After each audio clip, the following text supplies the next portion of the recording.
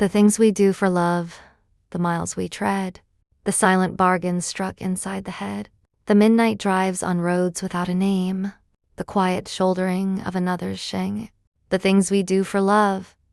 the words unsaid, the angry tears we wipe and then we shed, in private when the door is shut and locked, the painful truths from kindness being blocked, the things we do for love, the dreams we bend, the versions of ourselves we start to mend, or break to fit a different, stranger mold,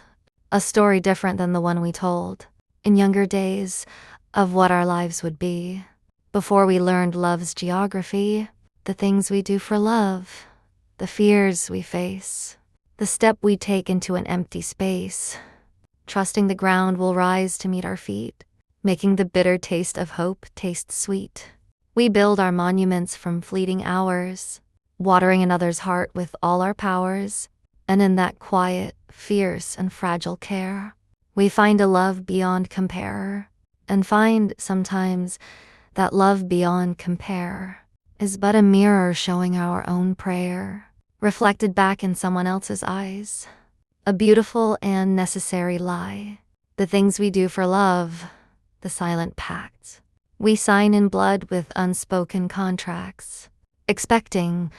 though we'd never say the words, but all this giving, all these songs of birds we've trained to sing, will one day sing for us, return the melody without a fuss. But love's not commerce, and its currency is often pain or simple memory of who we were before we gave away the very pieces that had made us stay. We give our solitude, our precious time, the rhythm of our footsteps and our rhyme, and hope the silence left inside our chest is filled by them and feel we've passed some test. The things we do for love, the doors we close on other gardens, other vibrant rosies, possibility without a glance, committing to a singular dance. We call it choosing, call it being true, and build our world around a point of view that has two windows but one single door, and lock the parts of us that were before. And if one day the window pane is cracked, and all that mirrored love is found to be a pact that only one of you had signed and read, the things we did for love fill you with dread. For in the space where their soft image stood, you see the ghost of your own livelihood, the years you spent, the you that you erased, to build an altar that time has defaced. The things we do for love, the grand, the small, the scaling peaks,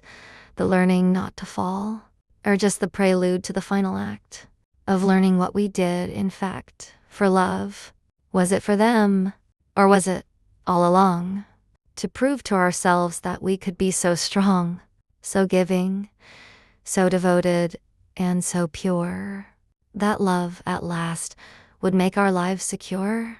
The things we do for love, we do to find the one thing love can never leave behind, ourselves, still standing when the love has gone, and learning that the love went on and on, inside the one who did the giving, who became, through all those things, someone more true